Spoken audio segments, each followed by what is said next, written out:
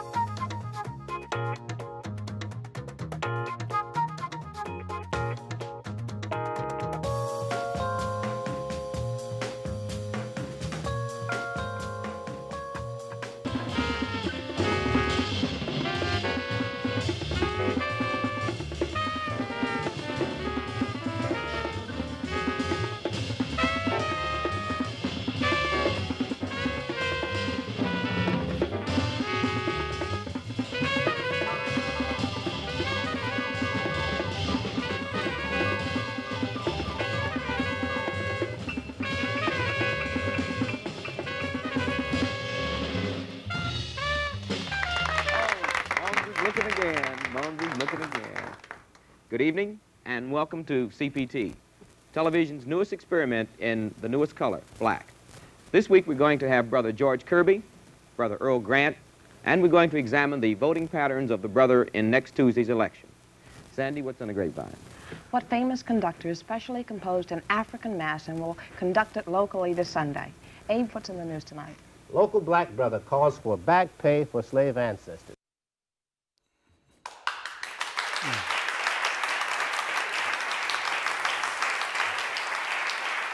Welcome to American Black Journal. I'm Stephen Henderson. What you saw just there was a video clip from this show when it debuted in 1968 as Colored People's Time, or CPT for short, with host Tony Brown. Detroit Public Television launched this program to build more community involvement and provide a voice for African Americans in the city. Today, we are kicking off our 50th anniversary with this special on-the-road edition of American Black Journal. We're coming to you from the William V. Banks Broadcast Museum and Media Center near downtown Detroit. This is the building that formerly housed WGPR TV 62, the nation's first black-owned and operated television station. It's an appropriate setting to take a closer look at minorities in the media as part of our One Detroit commitment to examine important community topics. I'd like to welcome our audience members and invite viewers at home to comment on Facebook and on Twitter.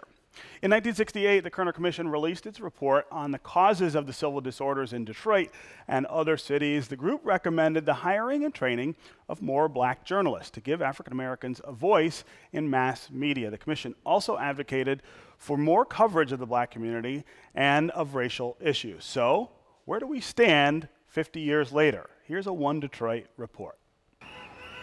After the uprising in Detroit, the Kerner Commission issued a report stating, "The journalistic profession has been shockingly backward in seeking out, hiring, training, and promoting Negroes." The news was a white man's game. The commission found African Americans held just 5% of the editorial positions in news, mostly with black-owned organizations. In Detroit, the Free Press had 2 black reporters. The Detroit News had just 1. There weren't many African Americans in media at all.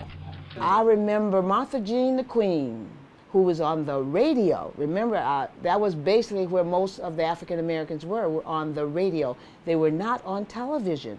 Livonia Perryman would appear on DPTV's Detroit Black Journal and Detroit Black News in the 1970s, part of the first wave of African Americans to come on board after the Kerner Report. I didn't have a journalism background. I came out of education, and I did tell them, I said, if you train me, I will be one of the best. 20 years later, a panel of reporters joined Detroit Black Journal host Ed Gordon, talking about the state of journalism in Detroit. What about the thought of not giving coverage, the same amount of coverage to blacks as opposed to whites? You truly believe that that goes on in this city, is that right? Well, I think the record substantiates that. There isn't the slightest doubt about that. But again, the point is not coverage, but what kind of coverage.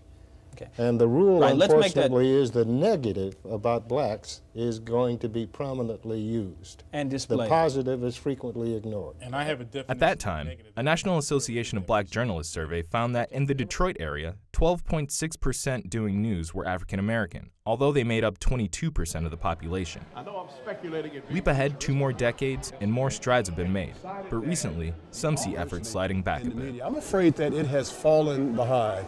There was a period in my career when a premium had been placed on getting color into a newsroom and getting diversity into a newsroom. There was a time when affirmative action was not a bad word. Even though there are more, say, African Americans present on TV, on all the stations, and that's good. Their influence in the decision-making capacity and being able to determine what stories are covered with the right angle, I dare say that probably has waned.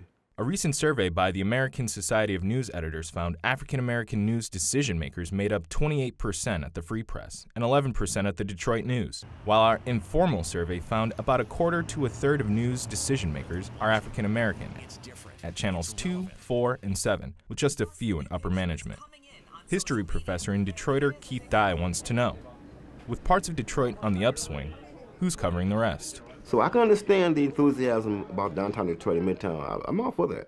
But if you're not in a position of power to command the attention that you need, then you will not get the coverage. And so what is the influence on those blacks who are in the media to be able to say, hey, this should be covered?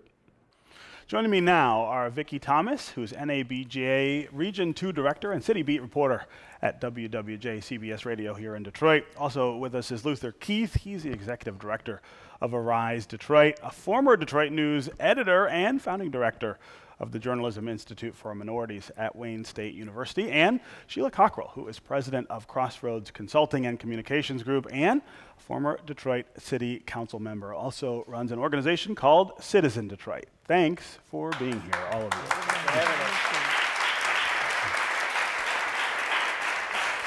So let's start with the big question here. 50 years later, where are we? Where are we in terms of minority presence in media, but also, as we saw in the clip, where are we in terms of minority decision making? And I think that is a really different question from that first one. Vicki? And that's the important question to ask, and unfortunately, dismal numbers in terms of upper management. These are the folks who make the decisions on how communities of color are covered, and not enough minorities are at the table.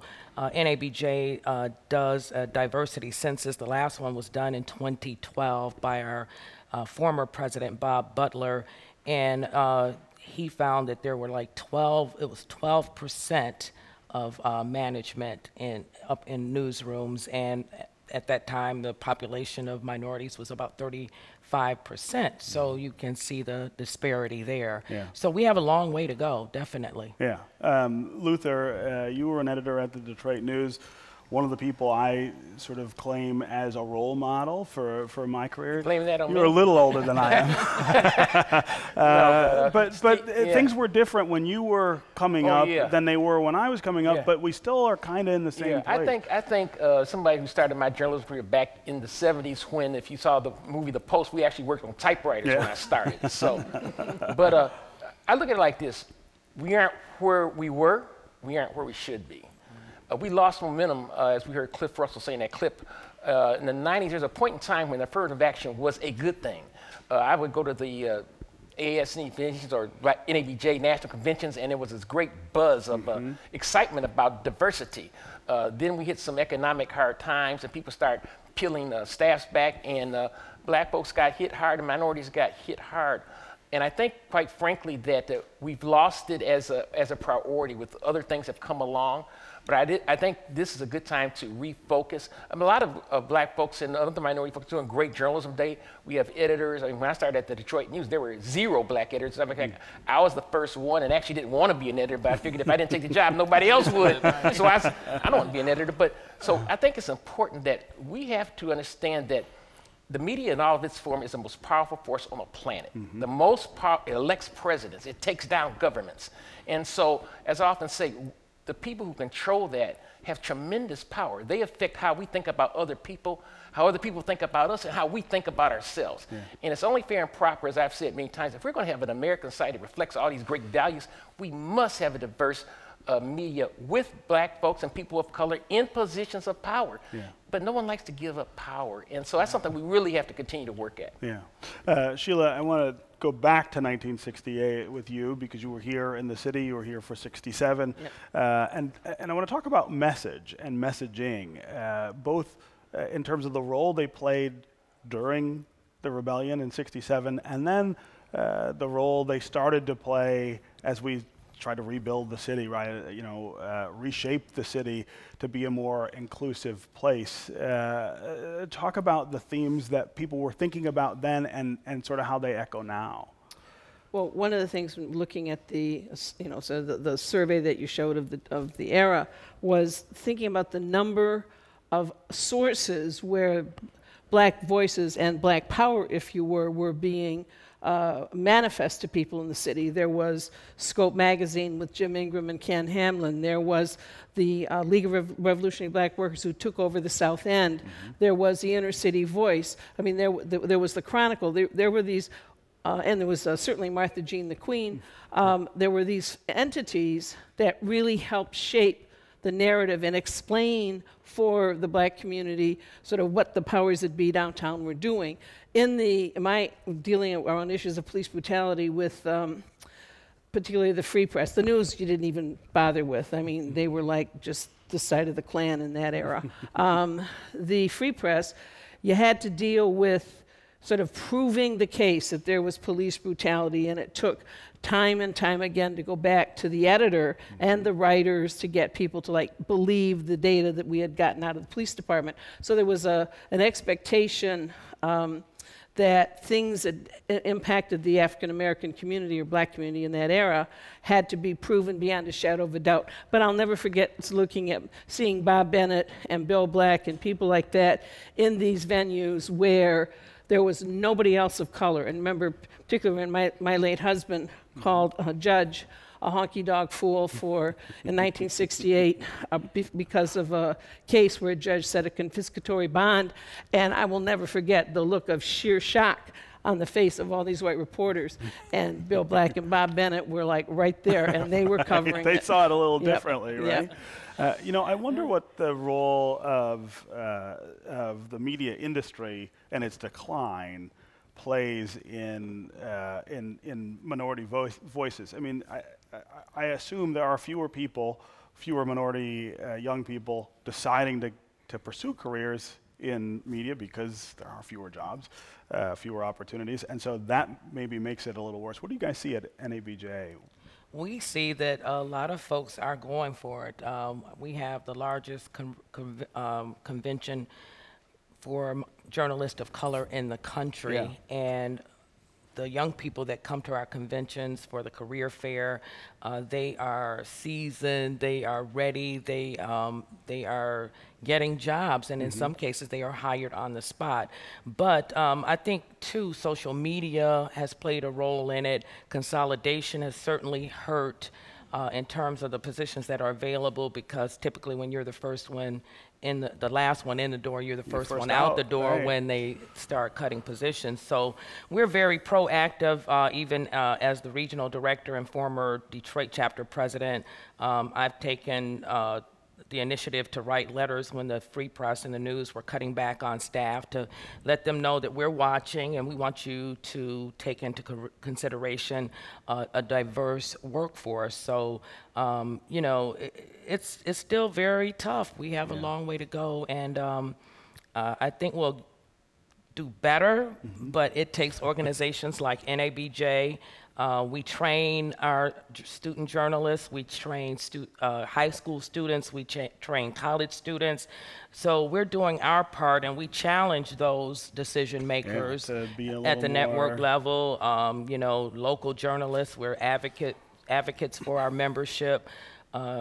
But we have a tough job to do, but you know, I'm up to the task because I appreciate people like Bill Black. I actually started a scholarship fund for the local chapter in Bill Black's name. We have a great local chapter. I want to applaud Vicki and Vince McCraw and all those folks. But I think it's important that this is a time to remember that if you want to, the media has such an important role in this society, and I don't have to tell you what's going on nationally that verifies that. And there's a reason there's a First Amendment is the First Amendment. There's a reason that the first thing dictators do when they take over a country and they kill everybody is they control the press because it's so powerful. And we've seen examples of the media playing a positive role in changing society. Now, I don't have to talk about the civil rights movement and what went there, but we've got the instance in Flint. We've got, of course, the situation with Michigan State. And if you get a chance, this is not an endorsement, but if you look at the movie The Post, which is out here, I think that's going to do something that is for what it means to our society. I mean, this is a really important stuff. This is not a job. It's a career. It's something you can be passionate about. That movie makes journalists look like heroes. And we hear about the young millennials and they just want to make some money and do software.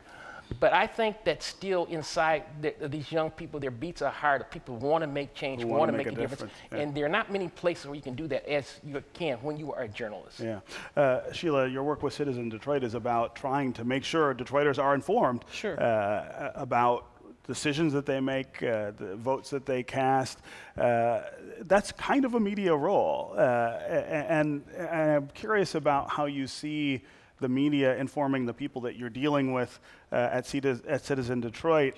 Is it from a sort of diverse perspective now, more diverse than what you saw 50 years ago? Oh, absolutely more diverse. Yes, I mean, the media is the key institution to educate people in ways and methods that people understand most quickly. So working with the Michigan Chronicle, which I started doing in 1968 around police brutality, work when Longworth Quinn Jr. was the editor up through today, worked most recently with Keith Owens with Citizen Detroit, the Free Press, WDET, WDIV. To me, this is not to leave out anybody else, but those are the people that Citizen Detroit has worked the most closely with and look forward to expanding initiatives, because where are people getting their news? They're getting it on social media, which half the time I can't figure out how to make it work. But it's really critical, whether it's Facebook or Twitter or Instagram.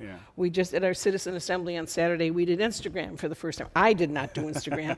People who know what they were doing did it. But we've gotten a lot of feedback from it. This is where people are getting their information and their news. I think it's important to remember very quickly, as I've taught journalism, social media is not journalism. Being a blog is not being a journalist. I think it's important to understand big difference, right? Right. Big difference.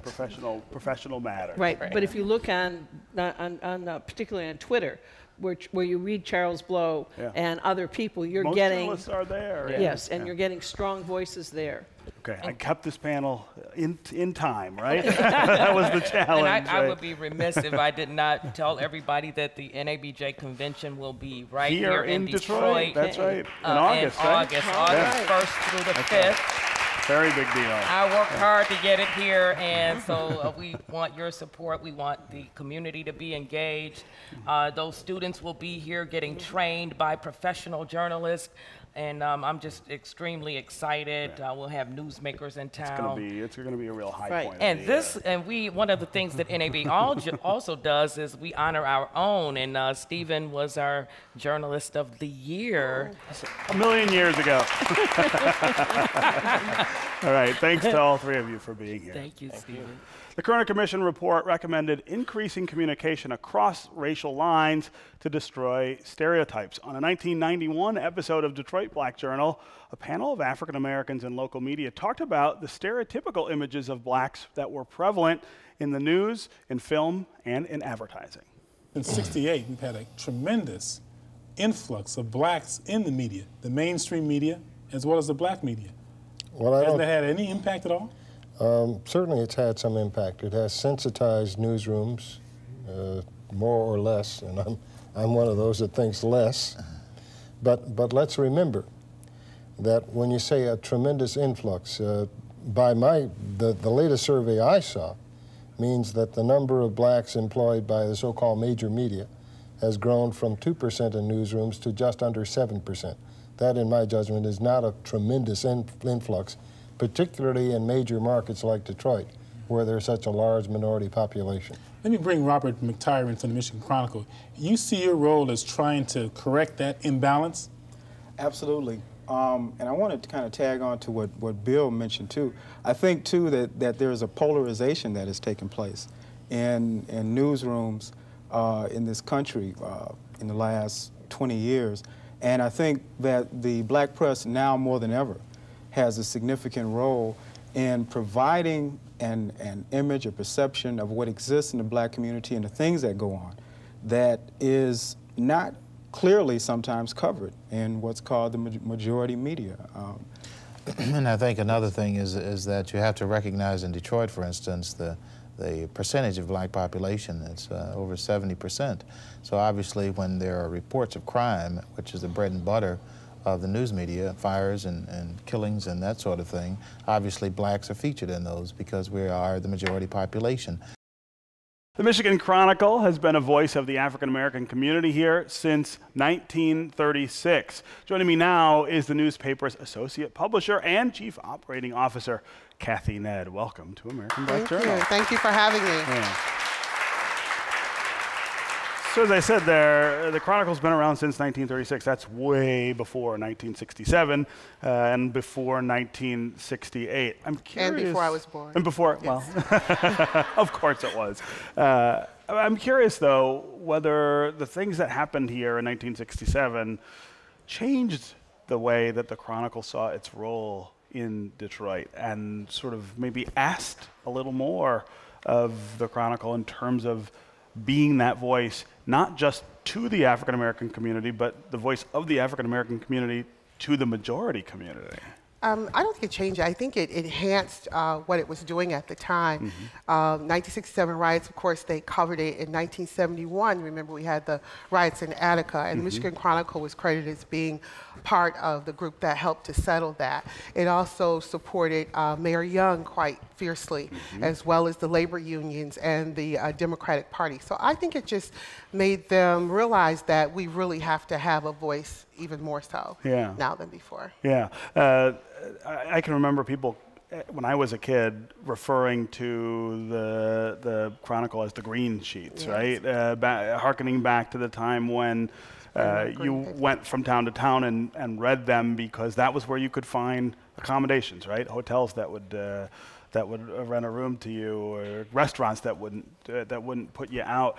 That's a really different role, of course, than the Chronicle plays now in a society where segregation is no longer legal, but still kind of with us in lots of ways. Talk about what role you see the Chronicle playing today in Detroit. Well, we look at ourselves really as telling the stories that mainstream media don't readily tell. We pride ourselves in holding up the community and really reporting more on the progressive news, the things that people are doing in our community, because they don't often get press in other places. We ask the community to send us stuff that we wouldn't otherwise know about. We don't have, our newsroom and our staff isn't as big as the Free Press and the news, of course, but we want the community to help us find out what that news is, and they do. They send that to us. Yeah. Do you feel as though mainstream media, regular, big media in this town has changed to be more like the Chronicle in terms of the way it sees diversity and the way it sees African American issues, has there been an effect of that presence in that way? I think in some cases they might think so. Yeah. I don't want to say that we get ignored altogether, but I think it's very important that we tell the stories about ourselves. We tell it with the cultural relevance that it should have, and with the historical backdrop that it should have. So even though they may cover some things, I still think it's very important that we tell it from our angle and look at things that are very important to us and amplify it, whereas it might be a brief in the daily news. Right. So in that way, black media's importance is not changing, even though society is changing. It's becoming more important, I think, with the advent of the internet and Facebook. You know, stories get told immediately. Immediately. I mean, sometimes if I'm up late enough, I'll see something get reported on Facebook even before in some instances the cops know about it and even before the news knows about it. Right. So it's more important now than ever that we get into the story and make sure that the proper comments are being made and things aren't always looked at from the wrong point of view. Yeah. Do you feel like some of your role still is to challenge the narrative, the master narrative that's out there, and put a different perspective on it? Absolutely, and correct it. Sometimes correct the narrative, challenge it, put it into that cultural perspective that it should be put in, so that other people can see themselves in the news sometimes. They don't always see themselves. Something happened recently. One of the judges did the injunction against the driver's fees, and I just thought that was so important. I just know too many people, a lot of them black men, who can't get around because of the driver's fee. I just think it's unfair. So it was like, we go to press on Tuesday. I'm not really a writer, but I found out about it kind of late on Tuesday because we go to press that day, and I just wrote something up real quick and put it on the front page because I thought it was just too important to our community that she had done that, and I thought that was very important. I hope it gets upheld and that those driver fees are definitely erased. It has a different effect in the black community. It definitely, I think, has a heavy impact on the black other places. Quickly, I want to ask you about the narrative in Detroit right now, which has changed over the last 5 or 10 years to reflect some of the things that are happening in downtown and in midtown, moving the city in a different direction. I've always thought that the Chronicle had a really interesting take on that too, different from the rest of the media. Well, we don't always voice it. I mean, it's just unfortunate. It's a good thing for the city, but in some instances, it's just unfortunate that we aren't playing a larger role in it. People are being left behind. We are being left behind, and we try to get, interestingly enough, the black developers who are involved, we do try, sometimes we know about it well before they've inked the deal. We try to get them to talk, and they don't want to talk. They feel like if they do talk, it could be pushed out. It could be pushed out. It would jeopardize. So that's unfortunate that we can't go to press when the others can go to press. Others go to press when they start thinking about doing something. We can't do that, and we honor that. I mean, we could take it and say, okay, it's too bad, I know about it. We don't. We do honor the fact that they want to stay out and try to get them to let us know about it from their perspective. And I'll tell you, interestingly enough, even once they can talk, sometimes they can't talk. They're still a little restrained there, right? They're definitely restrained. It's written into some of their contracts. They're restrained that they can't talk about it. And I think the unfortunate part of that is our community, especially the young people, don't always get to see a lot of the things that black people in the community are doing because they don't want to talk about it. They feel if they talk about it, they'll have a target on their back. They feel if they talk about it, the feds will come at the IRS. I don't know. But it's unfortunate that they don't get to see a lot that we know. Even some of the people I see in this audience today are doing some wonderful things, and they just want to just keep it on the radar. Okay. Well, thanks for being here. Thank you. Absolutely.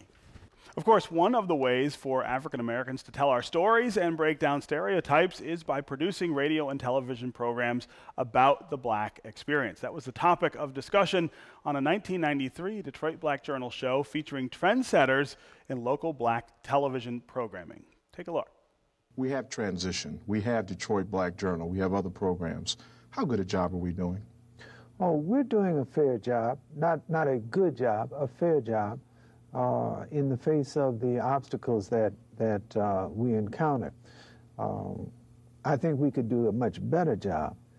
This is a good example of how we should, some of the things we should be doing. We should be interacting like we're doing this evening. We don't do enough of that. We are now working on or working with Professor Alice Tate on a history of For My People and Project BAIT. We don't do enough research to understand what we are and what we have been and what we are going to be. So we don't do enough of that. We don't do enough promotion of what we actually produce. So in that sense, I think we do a fair job, not a good job. And I think we need to define something here, too, when you look at the potential of television to educate and to influence, particularly the minds of young people. David, I'll start with you. What should we be about? What is that mark out there that we should be aiming for? Well, I think we should, in a sense, be looking inward to challenge ourselves, okay? We don't, in contrast to transition, we're not interested in a dialogue with other folk, okay? We don't view them as mainstream, okay? We just simply look at our stream, okay? And we think it is our conception that our stream is the mainstream. We're not trying to establish any dialogues. It's not a stream, though. You know, I mean, we're all in the same stream, not to cut you off, David, but I mean, you know, from a transition standpoint, there's one stream that goes through here. Either we're all riding down that stream to economic prosperity, to diversity, to sharing the wealth and presenting ourselves in the way we really are, or we're not even in the stream. Here with me now are two members of Project BAIT, Nkege Zola and Clifford Sykes, along with former Detroit Black Journal host Trudy Gallant-Stokes. Welcome to American Black Journal. Trudy, do you want to sit here and ask the questions? Do you feel comfortable in that guest seat? It is a little unusual, but it's that's a little okay. different, I'll right? let you handle it. First, tell us about Project BAIT and your history here in the city of Detroit. I was saying to you before we started, I'm on WDET now. When I was younger, I sort of learned about that from listening to your voice. Well, let me tell you. Thank you, by the way. Let me tell you, the thing about Project BAIT that really attracted the mysteries of life through the aspect of the collective or the collaborative, because Project BAIT was a black media collective, which BAIT standing for Black Awareness in Television, and then transformed by the 90s to Black Awareness in Technology. Right. Okay. Right. BAIT, B-A-I-T. Technology pretty important, right? Yes, but at the same time as the television was produced, there was radio produced, as you know, at WDET. And the thing that was so intriguing to me was the notion of the collective or the collaborative. For instance, our ins and outs were not starting with, I'm so-and-so, or the close is not, I'm so-and-so, but Project BAIT is speaking with. And in that process, rather than assuming anonymity, one assumed an aspect of being sort of like a brick in a building or a structure, you know, where you're supporting, even though you're not saying your name, you become Project BAIT. Project BAIT becomes an expression of a deeper flow of life than just the individual. Sure. Okay, so we don't have anonymity, but we have a strong structure of individuals contributing to a whole. Yeah, and that's a very different approach to media. Talk about what the response was when you came and said, here's how we want to do this. I would imagine there were people who said, I don't quite understand that. Yes. Well, Project BAIT had the courage to do something that none of the other media did, except for Channel 50. We had an agreement with the International Brotherhood of Electrical Workers, which is the union for media, television, radio stations. And for instance, my training at Project BAIT began with writing stories and progressed throughout all aspects of radio and television production. My training began on a $350,000 color RCA television camera. Colleges don't do that. Right. You understand? So Project BAIT, a group of students and community members with David Rambo, who was just on. Who's that, right? Went to Channel 50 and said, look, the only thing we see black on television is Tarzan and the Little Rascals. And that has to stop. Yeah, yeah. So Project Bait, and still is, the oldest black radio and television production company east of the Mississippi River. Huh, wow. I don't think I knew that. Truly, as I said earlier tonight, there have been a lot of hosts of this show, and we're going to talk to a lot of them this year during this 50th anniversary. But first, tell me about the time that you hosted and what it was like. I was reflecting back, and I thought, I'm not even sure of the exact years, but I started actually as the producer when Ed Gordon was the host. And then when Ed left to go to BET, I became the host.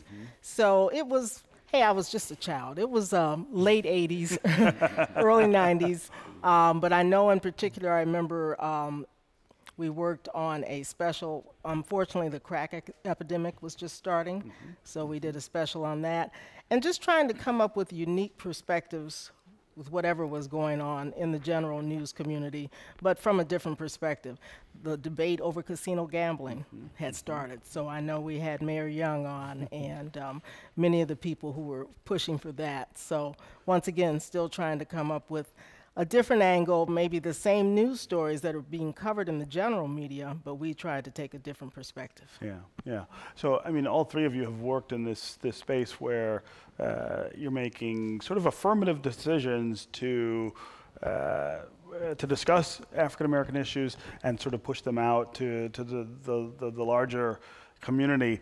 I wonder what you think, though, of the efforts inside mainstream media to be more aware of those issues and more sensitive. Does that work? Look on your face says a lot, right? Does it work? Let's look at it this way. See, one of the things that I found so, again, intriguing about working with Project Bait, particularly because I got here, I guess, mid-70s. We got a year apart, we came. 75. And I found that thinking back over things as an older woman, I was a young woman when I started, that there are really some complexes that we kind of try to avoid. And that would be the superiority complex as producers, the inferiority complex, or the equality complex. So if we're still calling Detroit a city of minorities, when for 30, 40, 50 years, there's been a majority of black... We've been the majority. Yes. Great point. And I don't know why we keep doing that. But that tells me, again, that the people who were doing your media, the people who were thinking, you asked some very intriguing questions during your programming. I appreciate that from you. And I think that it's important for us to remember that we don't need to be equal, superior, or inferior. We need to have a certain insight. The people who are doing your media, whether you get paid for it or not, because Bait was not a paying gig. It was an opportunity to learn skills in a situation where, generally speaking, the non-colored folks didn't have skills. So he's talking about this camera that he's on, right? So here we are in a situation where, I mean, everything's going on. Crazy stuff is going on. But you need some individuals who have an insight or a hearing or a feeling that goes beyond and deeper than what's presented to you. You have to be able to create some sort of perspective. You have to go deep and understand and listen. You know? You know that. Right. Look, Clifford. Malcolm taught us about the power of the media. If you ever listen to Malcolm X talk about the power of the media to change people's minds, to make you love somebody or hate somebody, and if you're constantly bombarded with negative images, you know, of course you're going to have a negative, and you don't even know why. The power of the media. So much of what I learned from the black press. And again, Project Bait had the courage to get people from the media who wanted to learn, who otherwise would not get a chance, to go to a university to learn. And because of my experience with Project Bait, I went back to school and got another undergraduate degree in media, in radio and television production. And I sailed through it because of my experience at Project Bait. And if mainstream media today had the courage, they would reproduce Project Bait. Huh. Wow, there's an idea, right? Good idea. Talk about your experiences outside of American Black Journal and how they were different maybe from the way that, that these issues get framed on this show. I did. After leaving, prior to doing Detroit Black Journal, I had worked in mainstream media. I worked as a reporter, CBS affiliate in Toledo, so certainly I did have that other perspective. But I think if we just look at what has happened in the last year, it is so crucial to control the storytelling. I mean, look at what's going on in the media right now, and I think if we've learned nothing in the last year, we've learned that you have to tell your own story, you have to control that narrative. So that's why it's still so crucial today, and that's why American Black Journal is still relevant today and still needed today, because we have to tell our own stories, because often if we don't do it, no one else will do it. You know, when you did the show in the 90s, did you think it would still be a sort of crucial element of the media picture in 2018? I don't think so. No? You know, naturally, I think we all thought that we're making progress. As somebody else said, affirmative action was very popular, and so, you know, we kind of peaked and then started to go back down again. So then that renewed that need to come back and tell those stories. So here we are. Yeah. It's almost cyclical, circles, you know, or a pendulum, you know. What about with Project Bait? Did you believe that something like that would be necessary so much later? You did, right? Yes, yes, because there's such a deep well of politically, spiritually inspired people here that they're not reflected in what we see, whether it be commercial or non-commercial. And Project Bait, as we said, Black awareness in television and For My People from the poem was on the cutting edge, and grassroots people were able to come up and get phenomenal training in every aspect of radio and TV production. And once the paid staff at Channel 50 saw the training that we were doing, then they would really sit back and let us have it, and gave us 3 or 4 hours. We had radio shows, as she said, on WTVS, radio, WKBD, and DET, and incidentally, I did do Black Journal with Livonia, with Livonia Perryman, right? And but that was because of my training with Project Bait, and because of those pioneers, and as I said with David Rambo, and not only that, but he never takes personal credit, but it is about the collective. And I wanted to announce my name. He said, no, you don't do that. It's Project Bait. It's about producers. everybody, right? And that opportunity is the real key. And again, if we wanted to change the narrative, the constant barrage of negative rapes, robs, murders, shootings, if the mainstream media wanted to change that, they could change it like that. Reproduce Project Bait, what we did. Okay. Thank you all for being here. Thanks for having us.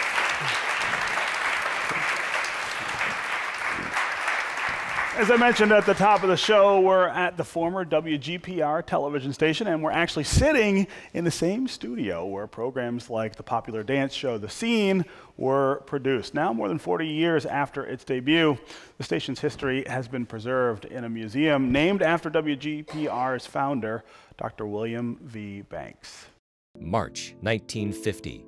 William V. Banks, along with Reverend William Kirksey and Henry Allen, established the International Free and Accepted Modern Masons and Order of the Eastern Star, operating as a Masonic fraternal order in the United States and overseas. Its first Supreme Grand Master was its co-founder, Dr. William V. Banks.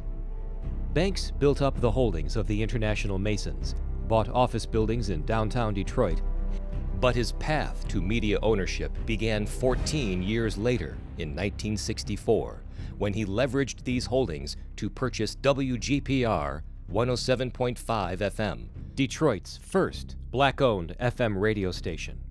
For 8 years, Dr. Banks honed his experience operating a broadcast entity until, in 1972, President Richard M. Nixon invited him and other broadcast owners to a White House dinner where they discussed the lack of African American representation in the nation's broadcast media. Banks recalled, "When we arrived at the White House, they treated us with the type of courtesy we had never dreamed possible." Nixon promised Banks an FCC broadcast license, allowing the International Masons to purchase a television station of their own. But while this presidential favor put wheels in motion, Federal Communication Commission regulations required Banks to show he had the funds to operate the television station for 1 full year. Banks again leveraged the holdings of the International Masons, successfully raising $4 million for 1 year's operating budget, equipment, and personnel to jumpstart the new TV station's original programming. Now, with all requirements met, Dr. William V. Banks applied for and was granted an FCC television broadcast license. On September 29, 1975, WGPR TV Channel 62 signs On the Air from its East Jefferson Avenue studio as the first African-American-owned television station in the United States. WGPR TV 62 brought original African-American and ethnic programming to millions of homes in the nation's 6th largest television market. It was unique in its service to the community, reflecting its audience and responding to an ever-changing social climate. I'm joined now by Karen Hudson Samuels, who's Executive Director of the WGPR TV 62 Historical Society, Herman McAlpine, former WGPR cameraman, editor, and sports director, and Ken Coleman, Detroit author and historian. Thank you all for being here. So Karen, we are sitting in your creation, talking about this subject. Tell us a little about this museum, how important it is to remember all of the important things that happen right here in this studio and the one next door as well. Well, this is really the alumni of WGPR, who all came together and determined that if not us who, if not now when. That kind of old, kind of revolutionary phrase that said the time had come for us to tell the story of WGPR, its founding, its impact, in terms of careers, in terms of programming here in the city of Detroit. And so this came about as a result of that coming together. And we thought that a museum was an important institution to tell the story. That's a cultural institution we all turn to as a validation of our history. And so a lot of people are well aware of the scene, the popular dance show, but a lot of people are unaware of it. A little aware of it, yes, I understand. I don't know, you've told us before about your experience with the scene. Yes. Little known. Little known Black history fact. But a lot of people don't realize that this was the first African-American-owned TV station in the United States. In the whole country. In the whole country, because in the 1930s, that's when the FCC began to distribute broadcast licenses. And they went to white men up until 1972. FCC granted William V. Banks a broadcast license, and there were a lot of business things that had to be accomplished before the station went on the air in 1975. So we thought it was important to tell that story, and also to tell the story of the impact of African Americans who made their careers in media here, including yourself, which is part of this museum. If people come down, they will see displays that really cover WGPR history, but also the history of African Americans in this market. In media here. In media in this market as well. Herman, I love that you were all of those different things here at WGPR, and that's sort of indicative of the way the station operated. People did lots of different things, got lots of different opportunities to learn about all of them. Yeah, I am extremely blessed to have been hired at the time that I was a young, 22-year-old kid out of college. And I worked at WDET, you know, as a college work-study student. I got a chance to meet Mr. George White. And he was being interviewed about the prospect of WGPR, nation's first owned and operated black TV station, opening. And I begged him, man, please hire me. Please hire me on the ground floor. I am very trainable. And, you know, I'm very, very grateful that the experience at WGPR helped me get a job at Channel 7, which I worked for 30 years after that, and the job as a news cameraman. You may not know who I am, a lot of people, but you have seen my work on the air. And there's no 2 days alike as a news cameraman. And I've been very blessed to work with a lot of, you know, people who I learned a great deal from, who I respect in the industry. And Karen Hudson and Doug Morrison, the two of them from GPI. Doug Morrison, right? I remember him too. Ken, I like to call you behind your back, a walking encyclopedia of black history here in Detroit. I really feel like there's not a lot of people I could say know more about it or are more involved in trying to keep it alive than you are. Well, thank you. I appreciate that. And so WGPR, I know, fits into your encyclopedic knowledge of Detroit history. The history here speaks for itself. I mean, just moving around here today, all my heroes are out there and been on panels. But you know, it's certainly Dr. Banks, the son of a sharecropper, coming up in Kentucky, the first part of the 1900s. I like to look at people like William Banks and Dr. Haley Bell at WCHB and Louis Martin at the Michigan Chronicle. The Pelham brothers in 1883 with the Plain Dealer, the first African-American newspaper in the city. They were more than just entrepreneurs. I think they were civil rights leaders. They were freedom fighters. They gave, I really believe that, because they not only gave opportunities for dozens of people, hundreds of people, thousands of people who are out there, but it gave them a sense of, you know, your back is a little bit straighter, you know, when you work for a black newspaper and a strong black publisher, and you get a chance to do some of the stories, right, that if you happen to work in other, in general market or majority market opportunities, you get a chance to do stories that you hadn't done. Yeah. I mean, imagine David Rambo in 1970 saying, you know, Project Bait, black awareness in television. Right. Cliff Sykes is right. I mean, they were showing Tarzan reruns and Little Rascal reruns, and here comes David Rambo, and I only single him out because he happened to be the leader of it. David always says teams win, and he's absolutely right. It takes a whole group of people. But again, I think these men and women, and I have to mention Martha Jean the Queen Steinberg. Yeah. These men and women were freedom fighters. They were civil rights heroes, and they were entrepreneurs. Yeah. Put Detroit and all of those things you just mentioned, all those people you just mentioned, in a national context. I mean, Detroit is historically a place where African Americans have had more opportunity than they have had in other cities for a number of different areas. Is that also true about media? We've been very progressive. I mean, look at it, think about it this way. WCHB becomes the first African American owned radio station from the ground up on November 7th, 1956. It was the same day that General Eisenhower, Dwight Eisenhower, was elected for a second term.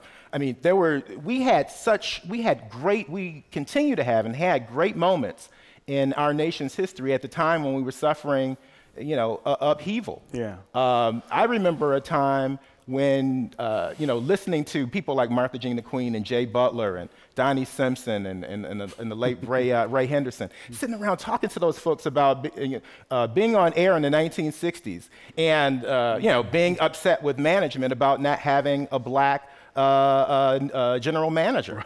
And Norman Miller becomes a black general manager at WJLB because the Martha Jeans and the Jay Butlers and the Ernie Durhams, those folks walked out of the station one day and said, unless you hire Nora Miller, an African-American, as a general manager, we're not going back on the air. That took courage. Yeah. We've only got about 2 minutes left, but I want you to talk some about, you mentioned the alumni here at WGPR and them keeping this alive through the museum, but they also have done a lot of other things. I mean, this is a station that sent people on to really remarkable achievements in media elsewhere. They certainly did. I mean, in this market, it's hard to go anywhere, 2, 4, and 7, and Detroit Public Television, and not see someone who did not get their career started here. Right? Yeah. So there is, in the museum, we have a whole panel devoted to career springboard, people who had their start here, including one of the American Black Journal hosts, Daryl Wood. Yeah, right. That's right. Had his start here. So, you know, and then we have example here with Herman, who went to WXYZ in Channel 7. And so this was very much a springboard. People coming out of college, they had their first opportunity to apply their skills here at the station, and it had a huge impact for 20 years that the station was on the air. Yeah. So that accomplishment and the fact that others in the media landscape that have been mentioned here are also displayed in the museum. Martha Jean the Queen. I mean, everybody's here.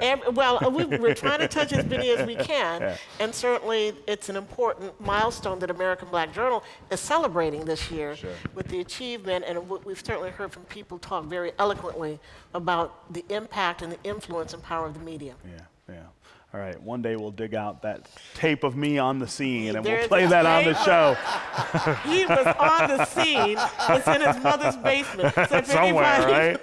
Hidden. All right, thanks for being here. That's going to do it for this special edition of American Black Journal. Our thanks to the William V. Banks Broadcast Museum and to our audience members. For more information about our guests, go to AmericanBlackJournal.org or connect with us on Facebook and on Twitter. Make sure you watch all year long as we celebrate 50 years on Detroit Public Television. We'll see you next time.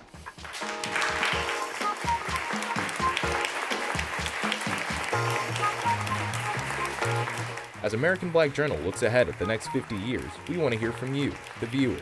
Tell us what you think of this program and what you'd like to see on future episodes. Visit AmericanBlackJournal.org to take a quick survey and share your opinion.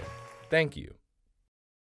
American Black Journal on the Road is funded by the W.K. Kellogg Foundation, a partner with communities where children come first.